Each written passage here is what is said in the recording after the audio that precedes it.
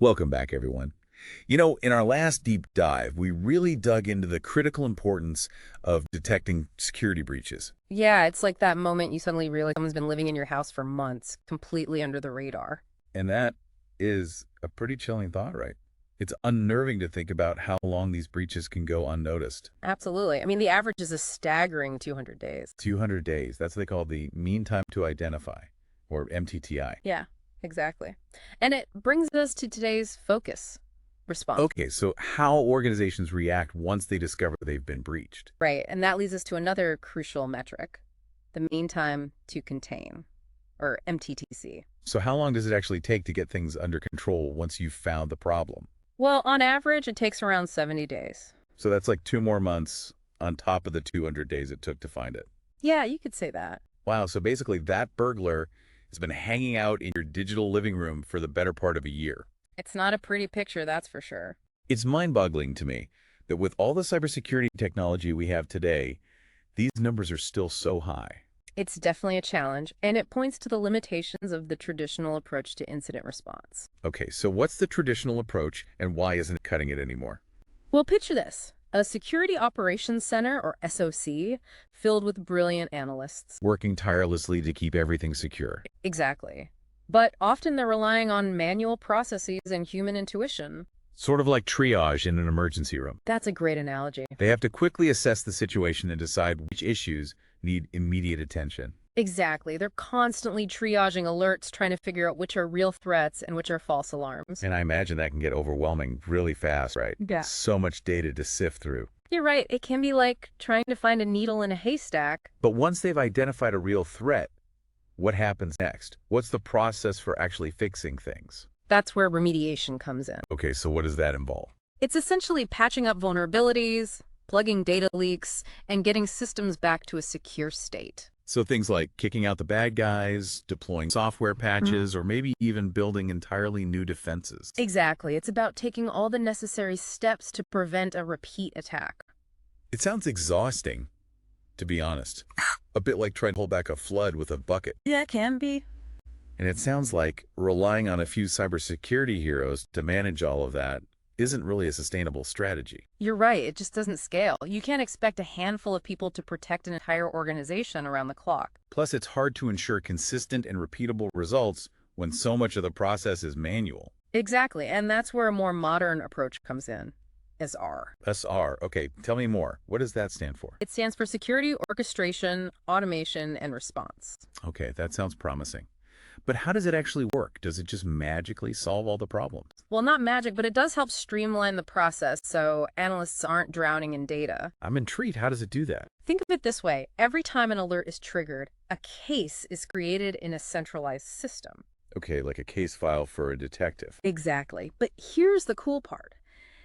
SOR automatically enriches that case file with tons of relevant information. So like, instead of just a bare bones report, the detective gets handed a file that already includes witness statements and fingerprints. Exactly. We call this information artifacts and indicators of compromise. It gives analysts a massive head start. Wow, so it's already speeding things up and taking some of the burden off the analysts. Exactly. And that's just the beginning. Okay, I'm officially hooked. What else does it do? That's where dynamic playbooks come into play. Dynamic playbooks. Okay, I'm listening. Think of them as step-by-step guides for analysts during an investigation. So instead of having to figure everything out from scratch, they have a set of instructions to follow. Exactly.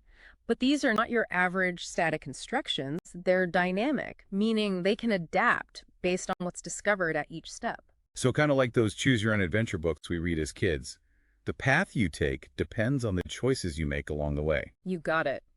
The playbook adapts to the situation, making sure the process is consistent and repeatable, even for less experienced analysts. I can see how that would be incredibly valuable, especially when you're dealing with something as complex and ever-changing as cybersecurity. Absolutely, and it helps to ensure a more consistent response no matter who's handling the case. Okay, so SOAR is helping us identify and contain breaches more effectively, but there's still this whole other piece of the puzzle. You're talking about breach notification. Right. What happens when you have to tell people that their data might have been compromised? It's definitely the part nobody wants to deal with, but it's absolutely essential. And I'm guessing it's not getting any easier with regulations like the EU's General Data Protection Regulation, or GDPR? You're right, GDPR has really raised the stakes when it comes to data protection and breach notification. So we're not just talking about systems and data anymore. We're talking about real people and their very real anxieties about their personal information being out there. Exactly, it's a sensitive topic, and mishandling it can have serious consequences. Absolutely. And that's why we need to talk about the complexities and the high stakes associated with breach notification. So we left off talking about dynamic playbooks. Can we dig into those a little bit more? How do they actually work? You can think of a playbook like a flowchart, but a much smarter one. They utilize conditional logic, which is very similar to the this then that commands in a smart home. So like how my thermostat automatically adjusts the temperature when it senses that I'm away. Exactly. Playbooks can anticipate different scenarios and automatically trigger the right response. And they're not limited to simple if-then statements. They can also incorporate loops. Loops, what do those do?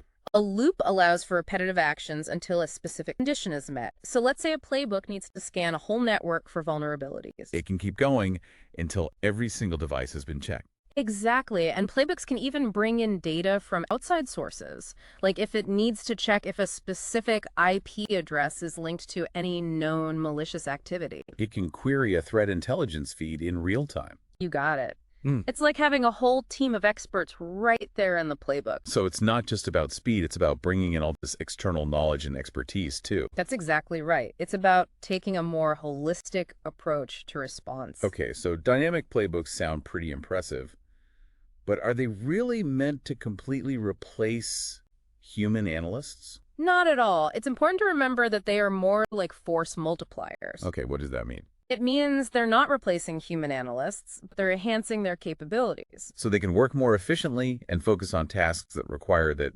uniquely human judgment and expertise. Exactly. But there are always going to be those unforeseen situations, those edge cases that even the smartest playbook couldn't have predicted. And that's where human oversight is absolutely crucial. So there's still a human in the loop, ready to step in if things start to go sideways. That's right. SLR systems allow analysts to override automated actions or take manual control if needed. It's good to know there's a safety switch. So if you're not automating everything, how do you find the right balance between automation and human control?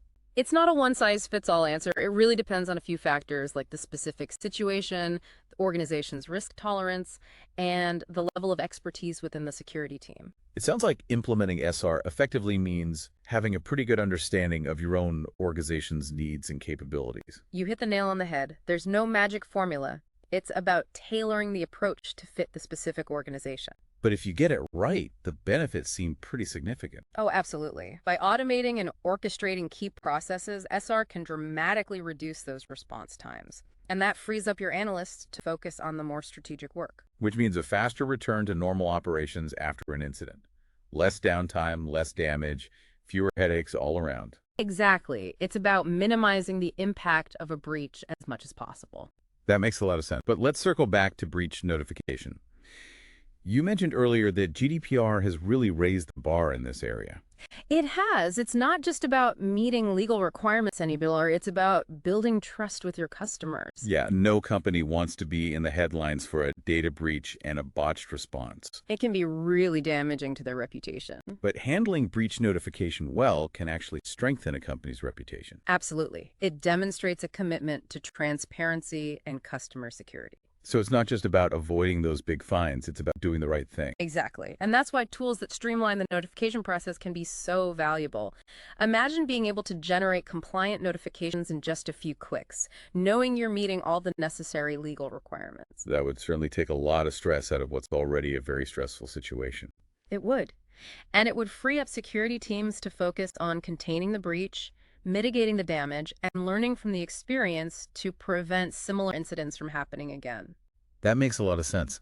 So it seems like we're talking about a shift in mindset, moving away from simply reacting to attacks towards a more proactive approach to security. That's a great observation. It's about anticipating threats and taking steps to prevent them. It's about being prepared and having the right tools and processes in place. You're exactly right. And SOAR is a huge part of that shift. Because it allows organizations to move beyond simply fighting fires It allows them to start thinking strategically about security. and to build a more resilient posture that can withstand even the most sophisticated attacks. It's about being proactive and anticipating what might come next. Like that old saying, the best defense is a good offense.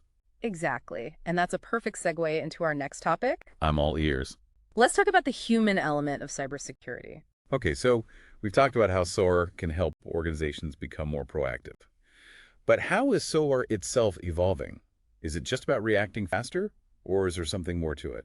You've hit on a key point. While speed is definitely important, it's not the only goal. SOA's real power is in its ability to help organizations shift from a reactive mode to a proactive, strategic approach to security.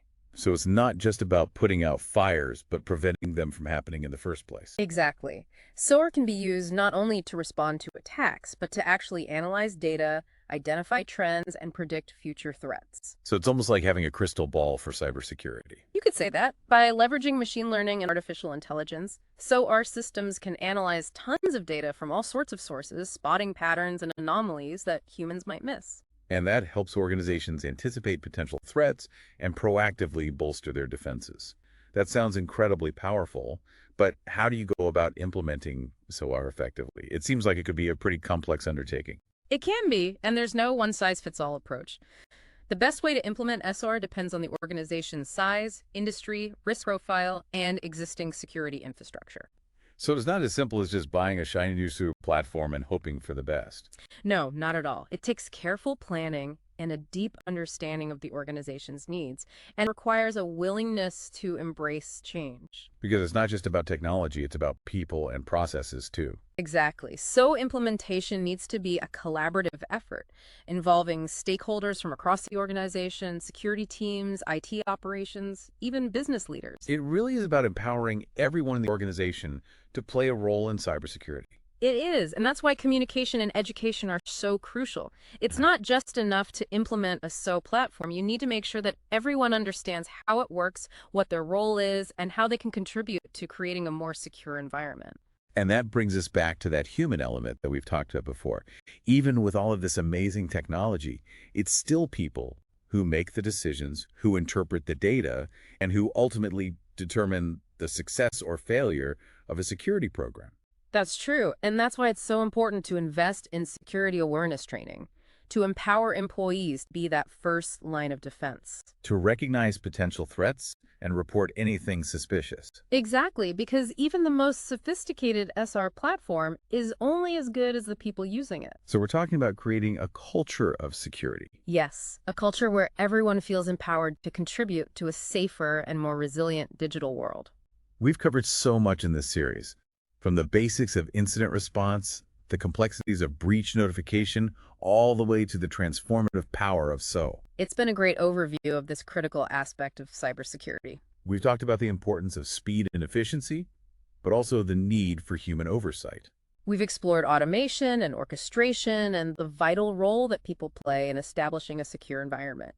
And we've emphasized that cybersecurity is not just a technical challenge, but a human one. It requires collaboration, communication, and a shared commitment to protecting our digital world.